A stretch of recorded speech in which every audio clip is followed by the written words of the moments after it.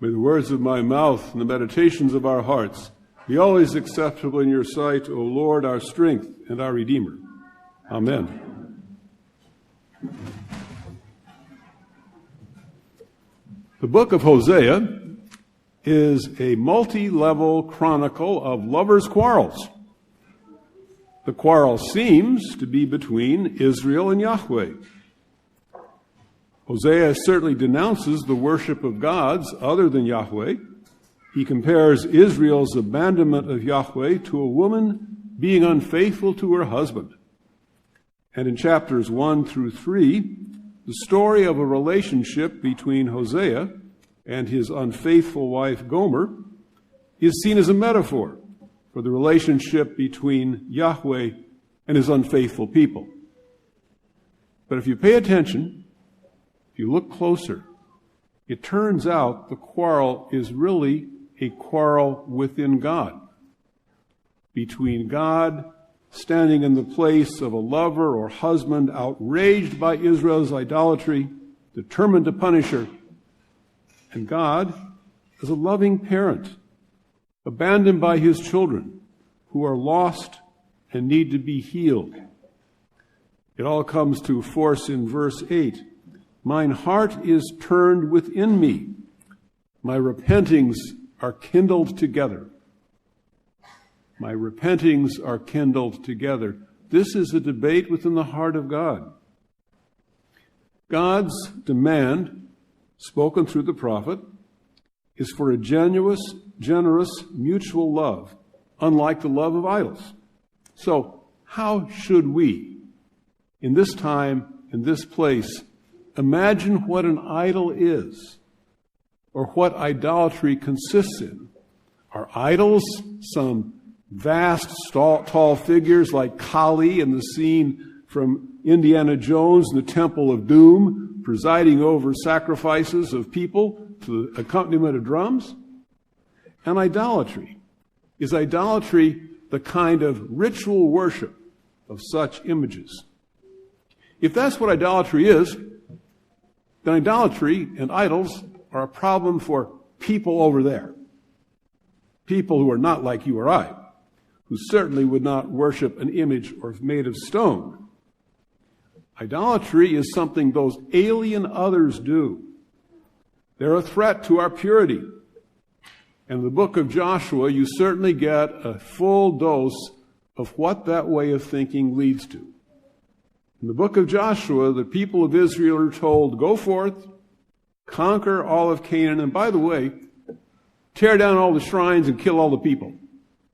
Ethnic cleansing 101. And there is certainly that way of thinking that runs through some of Israel's past. But there's a different way of thinking about idols and idolatry. Perhaps idolatry is an impoverished way of imagining who we are.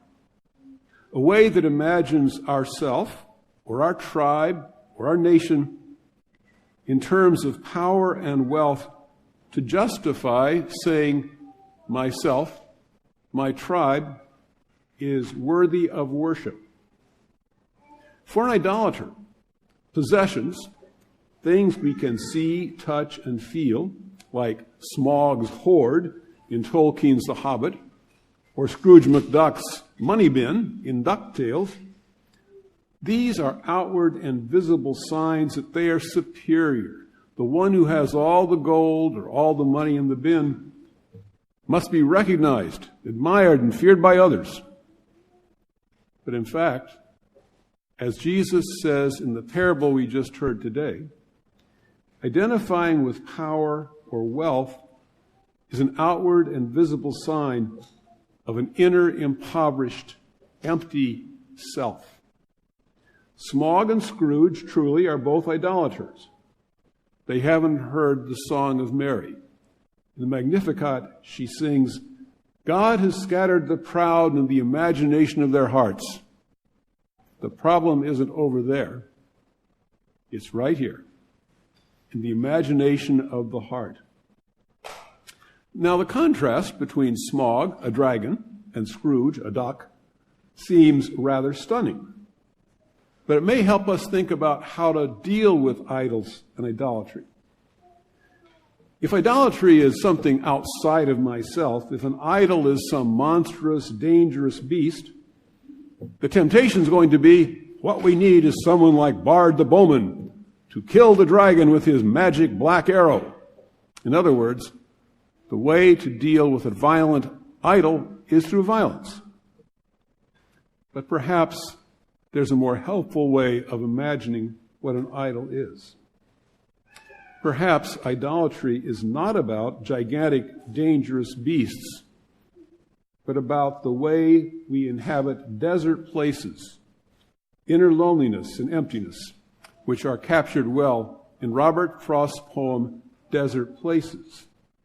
He writes, "And lonely as it is, that loneliness will be lonely more ere it will be less. The blanker whiteness of benighted snow, with no expression, nothing to express. They cannot scare me with their empty spaces between the stars where no human race is. I have it in me so much nearer home to scare myself with my own desert places."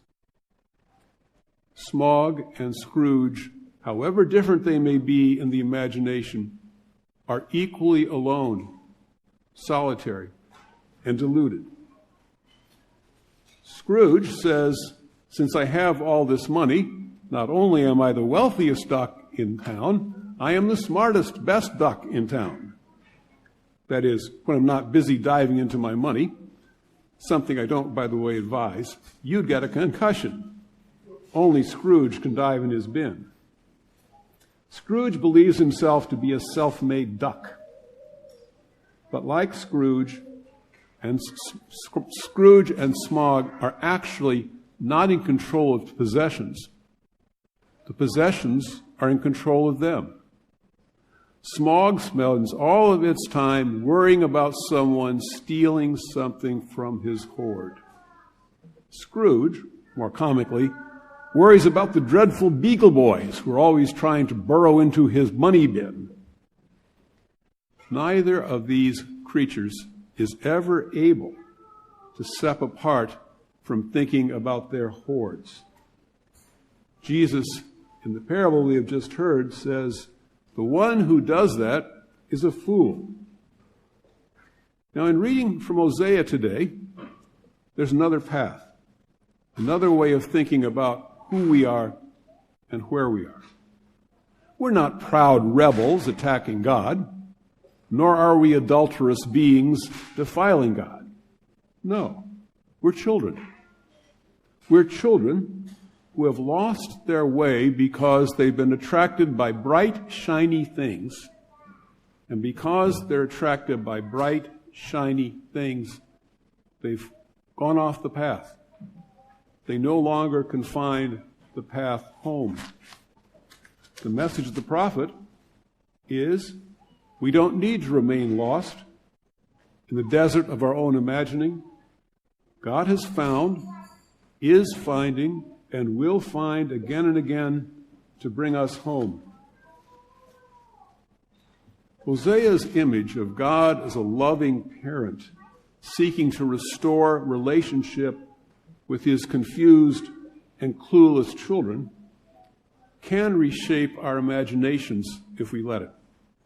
So instead of thinking of idols as something they do over there, we think of idolatry and idols as something in here where we try to fill our empty space with goods. We may be freed from bondage and servitude to those things. In the words of Psalm 107, which we just read together, "He put their feet on a straight path to go to a city where they might dwell.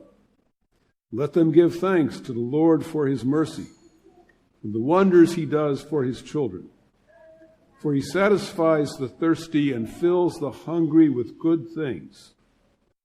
Whoever is wise will ponder these things and consider well the mercies of the Lord." Amen.